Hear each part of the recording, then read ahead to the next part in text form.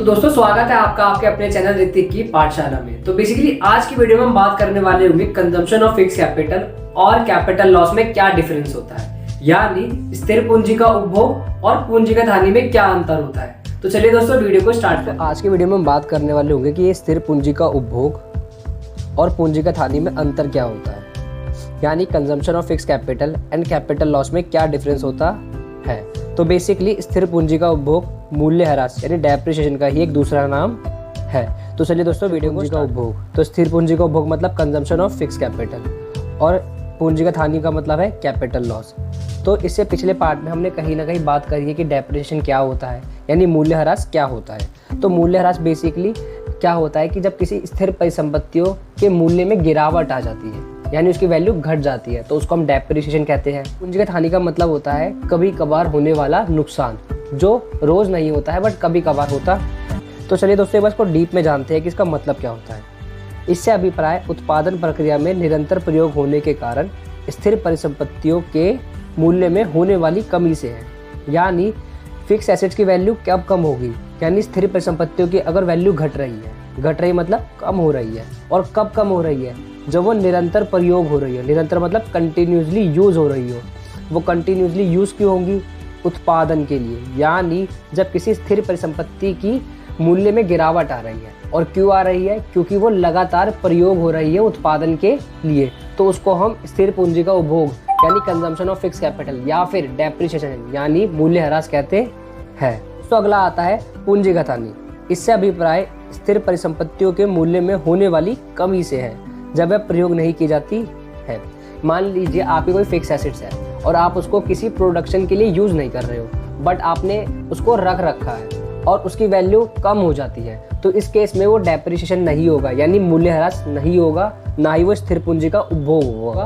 पूंजीगत हानि यानी कैपिटल लॉस जो कभी कभार होता। दोस्तों अगला पॉइंट निकल कर आता है इस हानि के कारण, यानी स्थिर पूंजी का उपभोग जिसमें हमारी स्थिर परिसंपत्तियों की मूल्य गिर रहा है, यानी मूल्य में कमी आ रही है, वो किस किस कारण से आ सकता है। पहले आता है सामान्य टूट फूट, यानी आपने कोई कार खरीदी और उसमें छोटी मोटी टूट फूट हो गई तो उसकी वैल्यू कम हो जाती है।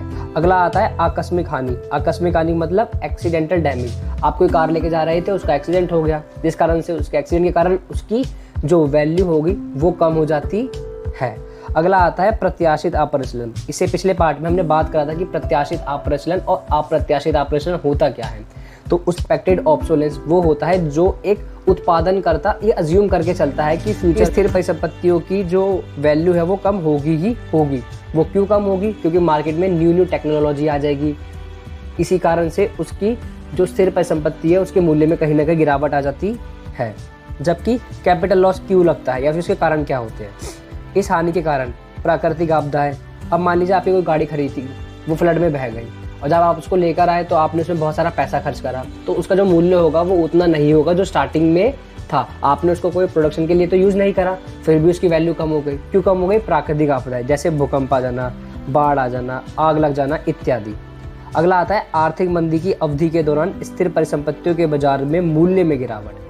अभी आर्थिक मंदी होती है कि एक ऐसी घटना होती है जिसमें लोगों के पास पैसे की कमी होने लगती है, यानी हमारे देश में लोगों के पास पैसा कम आता है। जब लोगों के पास पैसा कम आता है तो लोग किसी चीज़ की मांग भी कम करते हैं, और हमें पता है जब किसी चीज़ की मांग कम होती है और पूर्ति वहीं की वहीं रहती है तो धीरे धीरे मूल्य में गिरावट आने लगा। पॉइंट आता है इसे मूल्य ह्रास आरक्षित कोष द्वारा प्रबंधित किया जाता है। मान लीजिए आपको अगर कंजम्पशन ऑफ फिक्स कैपिटल का पहले से ही जुगाड़ करके रखना है तो उसके लिए आपको एक गुल्लक बनानी पड़ती है, जिस गुल्लक के बारे में हमने प्रीवियस वीडियोस में पढ़ा है। इसका नाम होता है मूल्य ह्रास आरक्षित कोष यानी depreciation reserve fund. Basically consumption of fix capital यानी स्थिर पूंजी का उपभोग एक तरीके से मूल्य ह्रास ही है। तो मूल्य ह्रास को मैनेज करने के लिए हम डेप्रिसिएशन रिजर्व फंड यानी मूल्य ह्रास आरक्षित कोष बनाते हैं। दोस्तों अगर आपको कैपिटल लॉस यानी पूंजीगत हानि को अगर प्रबंध करना है, उसको मैनेज करना है, तो आप कैसे करेंगे। इसे स्थिर परिसंपत्तियों के बीमा द्वारा प्रबंधित किया जाता है। यानी आप क्या करोगे, आपने अगर कोई कार खरीदी है और आप चाहते हो कि उसकी फिक्स जो वैल्यू है वो फ्यूचर में आपको पता है कहीं भी ना कभी गिरेगी। अगर गिरेगी तो उस वैल्यू को बचाने के लिए आप क्या कर सकते हो, आप उसका इंश्योरेंस करा सकते हो।